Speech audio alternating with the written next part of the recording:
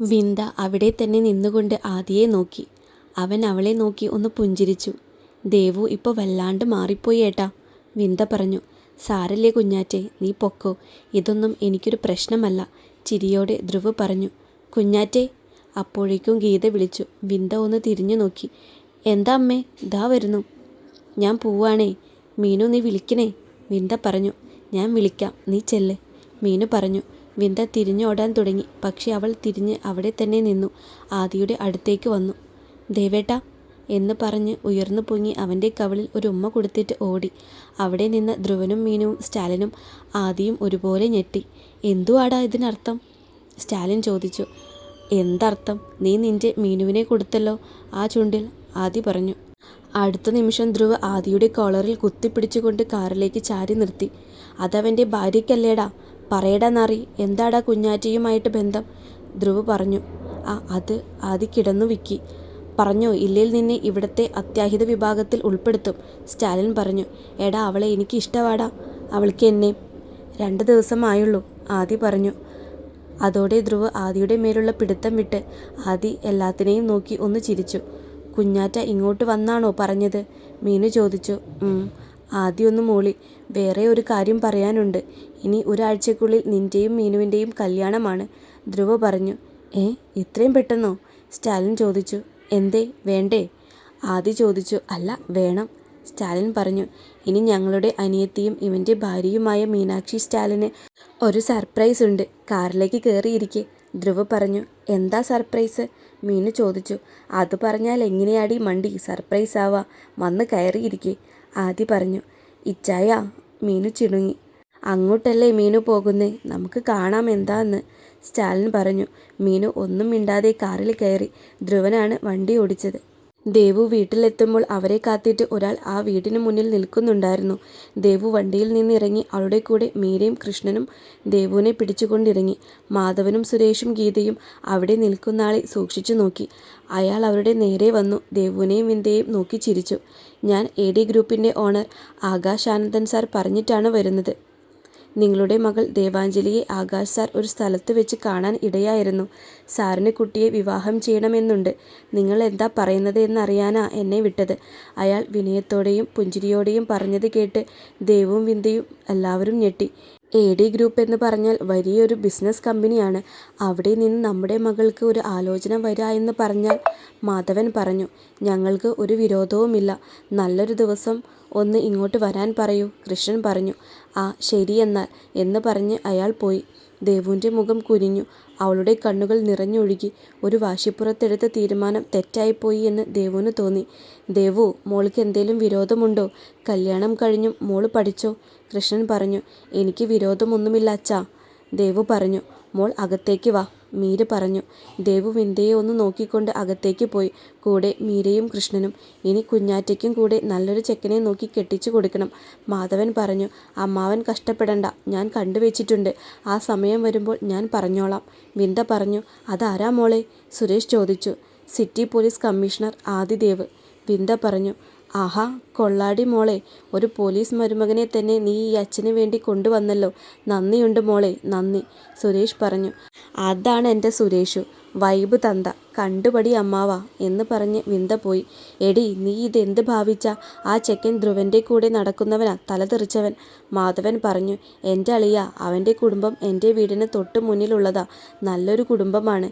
പിന്നെ ഇത്തിരി തലതെറിച്ച സ്വഭാവമൊക്കെ ഉള്ള ഒരു മകനെ വേണമെന്ന് ഞാൻ കുറേ ആഗ്രഹിച്ചതാ.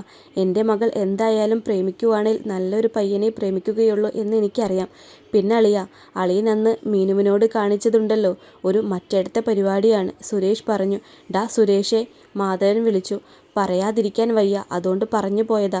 പിന്നെ ഈ പെൺപിള്ളേരുണ്ടല്ലോ, അവരെ വളർത്തി വലുതാക്കിയ അച്ഛൻ, അമ്മ, ഏട്ടൻ, ബന്ധുക്കൾ, അങ്ങനെയുള്ള ഒത്തിരി പേരെ വിട്ടെറിഞ്ഞു പോകുന്നത് ചുമ്മാ ഒന്നുമല്ല.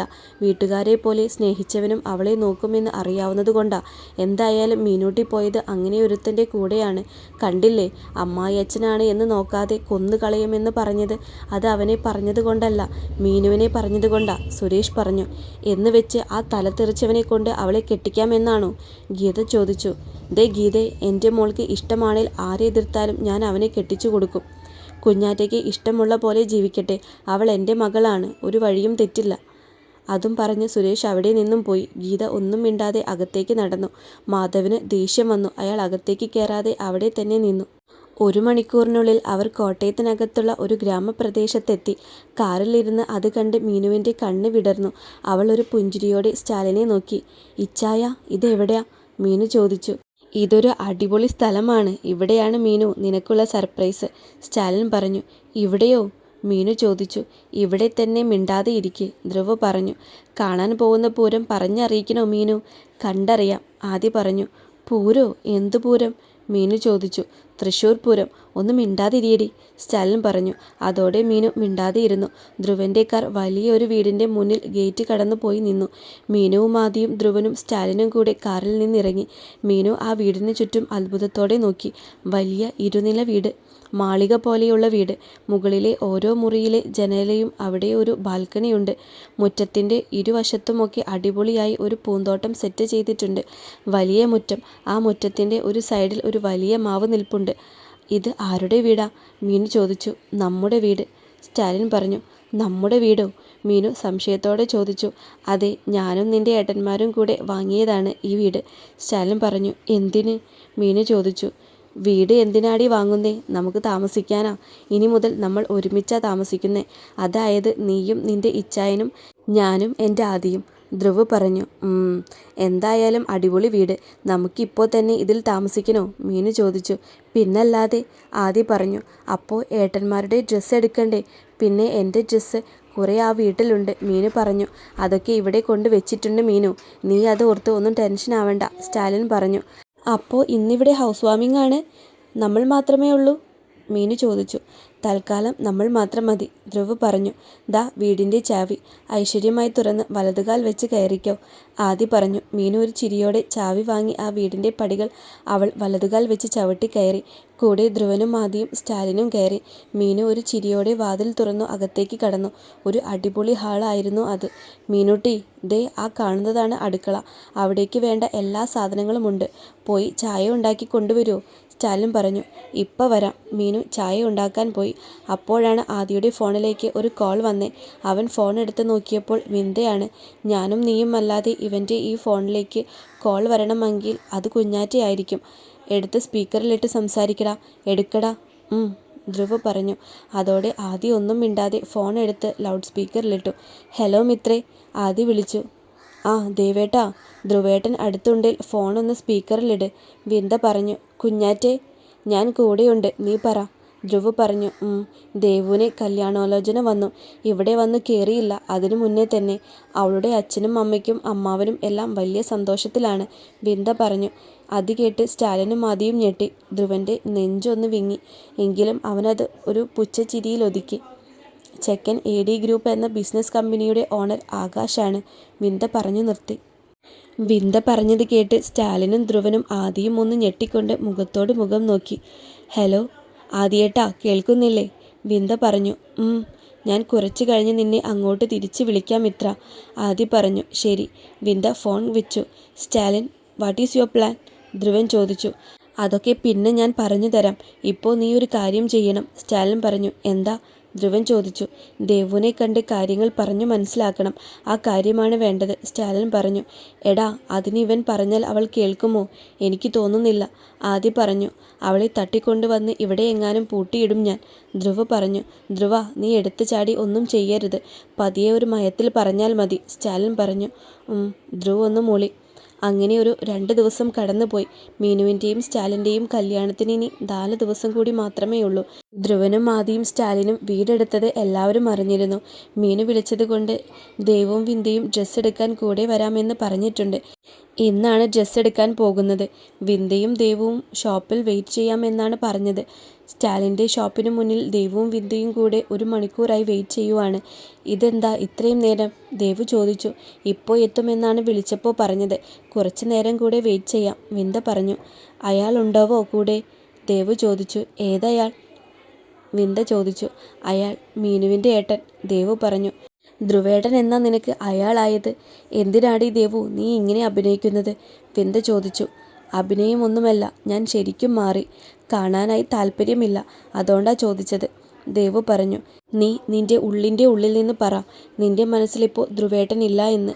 വിന്ദ പറഞ്ഞു. അത് ദേവു എന്തോ പറയാൻ വന്നപ്പോഴേക്കും ഒരു കാർ അവരുടെ മുന്നിൽ ചീറിപ്പാഞ്ഞു വന്നു നിന്നു. ആ കാർ ആദിയുടേതായിരുന്നു. ഓടിച്ചിരുന്നത് ധ്രുവായിരുന്നു. കാറിൽ നിന്ന് മീനുവും സ്റ്റാലിനും ആദിയും ഇറങ്ങി. ഇവിടെയായിരുന്നടി ശവമേ? ദേവു ചോദിച്ചു. എത്ര നേരമായെന്നറിയോ കാത്തു നിൽക്കാൻ തുടങ്ങിയിട്ട്? വിന്ദ പറഞ്ഞു. അത് ട്രാഫിക്കായിരുന്നടി, സോറി. മീനു പറഞ്ഞു. ആദി, ഞാൻ കാർ പാർക്ക് ചെയ്തിട്ട് വരാം കേട്ടോ. ധ്രുവ് കാറിൻ്റെ ഉള്ളിൽ നിന്നും വിളിച്ചു പറഞ്ഞുകൊണ്ട് അവിടെ നിന്നും വണ്ടി പിന്നോട്ടെടുത്തു. ദേവുമോളെ ഇപ്പോൾ ഓക്കെ അല്ലേ? സ്റ്റാലിൻ ചോദിച്ചു. പിന്നല്ലാതെ, ഡബിൾ ഓക്കെയാണ്. കല്യാണം അല്ലേ? ചിലവെവിടെ? ദേവ് ചോദിച്ചു.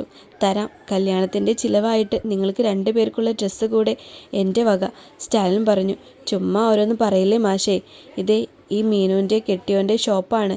അതായത് ഞങ്ങളുടെ 2 പേരുടെയും അളിയൻ്റെ കട. ഇവിടുന്ന് അല്ലേലും എനിക്കും ദേവുവിനും ഡ്രസ്സ് ഫ്രീയാ. ഉച്ചക്കത്തെ ഫുഡ് വാങ്ങി തന്നാൽ മതി. വിന്ദു പറഞ്ഞു. ഇപ്പോൾ എങ്ങനെ ഇരിക്കുന്നു? ആദി പറഞ്ഞു. അല്ല മീനു, നീ താലി അങ്ങനെയുള്ള സാധനങ്ങളെല്ലാം വാങ്ങിയോ? ദേവ് ചോദിച്ചു. അതൊക്കെ സെറ്റാണ്. ഇനി ഡ്രസ്സ് എടുത്താൽ മാത്രം മതി. സ്റ്റാലിൻ പറഞ്ഞു. അപ്പോഴേക്കും അവിടേക്ക് ധ്രുവൻ വന്നു. അതോടെ ഒരു നിമിഷം ദേവുവിൻ്റെ മുഖം ഒന്ന് മങ്ങി. അവൾ മുഖം തിരിച്ചു. അത് ധ്രുവൻ ശ്രദ്ധിച്ചു. അവന് ശരിക്കും ദേഷ്യമാണ് വന്നത്. ധ്രുവൻ അത് നിയന്ത്രിച്ചു. വാ, ഡ്രസ്സ് എടുക്കാൻ കയറാം, മീനു പറഞ്ഞു. അങ്ങനെ എല്ലാവരും ഡ്രസ്സ് എടുക്കാൻ ഷോപ്പിലേക്ക് കയറുന്നതിനിടയിൽ വിന്ദ ആദിയുടെ കൈ പിടിച്ചു. ആദി ഒരു പുഞ്ചിരിയോടെ അവളുടെ വിരലിൽ കോർത്ത് പിടിച്ചുകൊണ്ട് നടന്നു. അങ്ങനെ അവർ കല്യാണ സാരിയുടെ സെക്ഷനിലേക്കാണ് ആദ്യം പോയത്. അവിടെ മീനുവിനുള്ള സാരി ദേവുവും വിന്ദയും കൂടെ ഒരുപോലെ വലിച്ചു വാരിക്കൊണ്ട് നോക്കാൻ തുടങ്ങി. ധ്രുവനും ആദിയും സ്റ്റാലിനും ഇതെല്ലാം നോക്കിക്കൊണ്ട് അവിടെ ഒരു സൈഡിൽ നിന്നു. എടാ, നീ ദേവുവിനോട് കാര്യം പറയ് പോ, ആദി പറഞ്ഞു. ആ 2 അവിടെ നിൽക്കുമ്പോഴോ? അവളുടെ ഇരുവശവും നിൽക്കുന്നത് കണ്ടില്ലേ? ധ്രുവ് പറഞ്ഞു. അത് ശരിയാ, പക്ഷെ വഴിയുണ്ട്.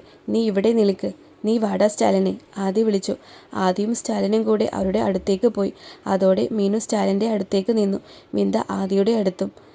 ദേവു മാത്രം അവിടെ ഒറ്റയ്ക്ക് നിൽക്കുന്നത് കണ്ട് ധ്രുവൻ ഒന്ന് ചിരിച്ചു. അവൻ അവളുടെ അടുത്തു പോയി മെല്ലെ നിന്നു. എന്നാൽ അവൻ നിൽക്കുന്നത് കണ്ടതും ദേവു കുറച്ചു മാറി നിന്നു. അതോടെ ധ്രുവനും അവളുടെ അരികിലേക്ക് ഒന്ന് നീങ്ങി നിന്നു.